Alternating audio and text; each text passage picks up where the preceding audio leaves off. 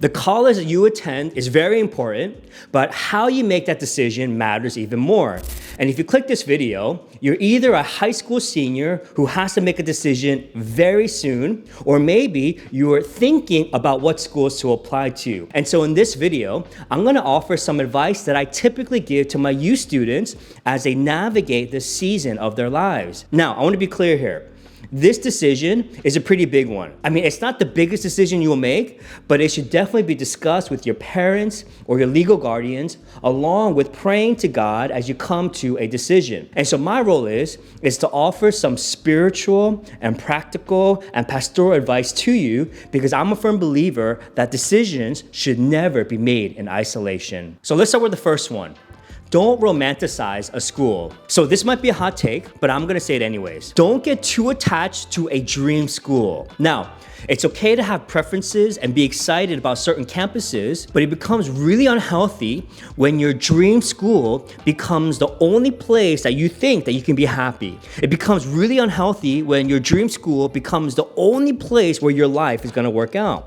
Now, here's the truth. God can use any school to help you grow academically and spiritually. And I've seen so many students become completely obsessed with this one specific school to the point where they get disappointed and crushed when they find out that they got rejected and think that their future now just fell apart. And so they start to think that they're not good enough, or they start questioning all their hard work, or they start thinking that their future is not gonna be as good as it should be. And so don't put so much pressure into one specific school. Instead of thinking that you have to get into this one specific school, broaden your horizons and go somewhere where you think that you can grow and be challenged and follow God faithfully. Number 2, look for churches around the college or university. So one of the most overlooked factors when choosing a school to attend is finding a church to go to. And what matters just as much as your academic studies is your spiritual growth. So college is a big transition in your life.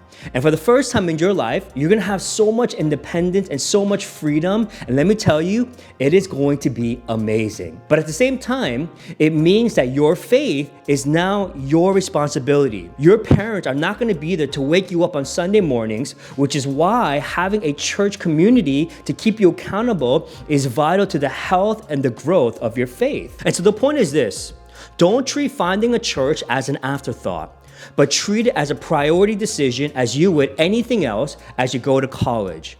And so look for healthy churches around your campus, because here's the thing: your faith can grow so much in a span of 4 years, and so don't let it go to waste. Number 3, don't pick a school to impress others. So we live in a culture where your college decisions are very, very public, right?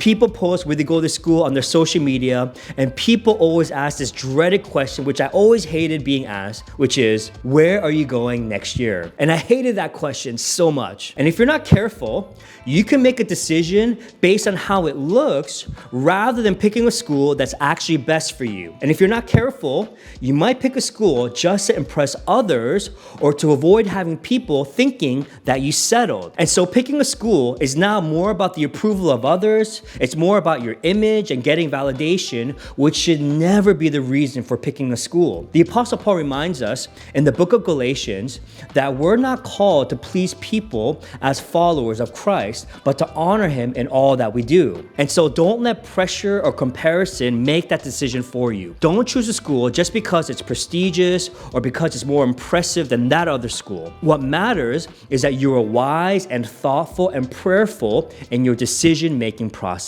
Number 4, remember that college is only a season and not your whole life. Okay, so I want you to hear this. College is important, but it is not everything. And it can feel like your entire future hinges on this one decision. Now, it matters, but it is not ultimate. Your life is gonna have many more seasons, like your career, your marriage, your kids, church, retirement, and so on. And so college is not the ultimate decision that you're gonna make. And I want you to think of your life as like a book. Your book is made up of many chapters that God is writing, and college is just one of the chapters. And so it's not the whole story. So you don't have to feel like everything is on the line when you're picking a college. God's plan for your life is much much bigger than this single decision. It's much bigger than the school that you're going to attend. It's definitely a part of it, but it's not all of it. And what matters most is how you're going to be faithful in this particular season of your life. Are you going to honor God with your studies and the relationships that you form?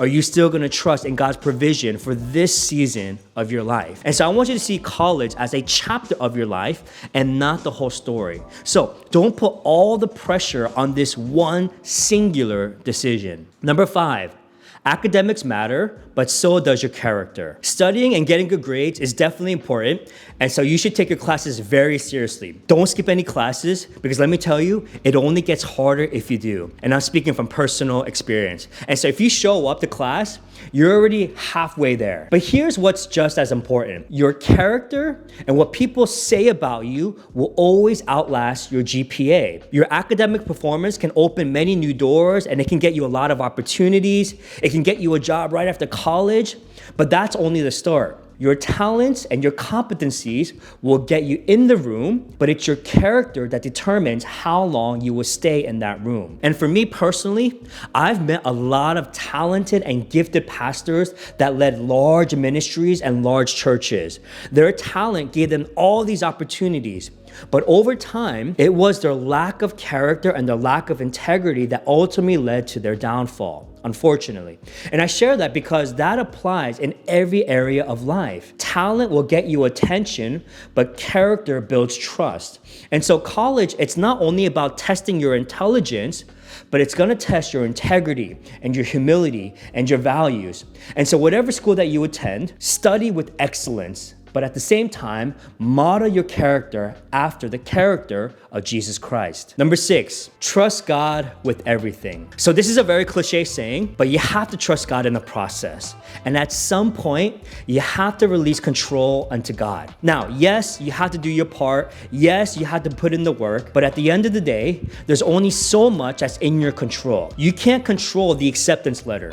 You can't control the financial aid. You can't control the amount of transfer credits that you're going to get.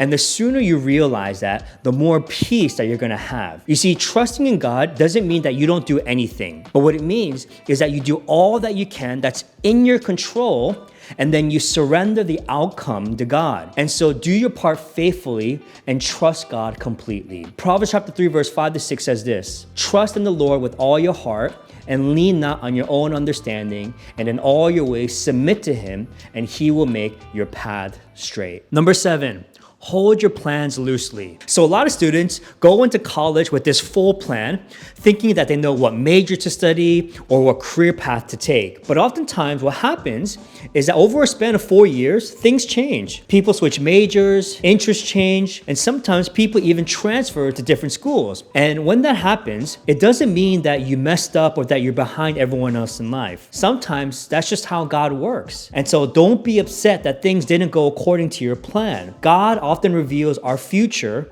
one step at a time and not all at once. And so be open, be flexible, be teachable, because you never know what God is up to in your life.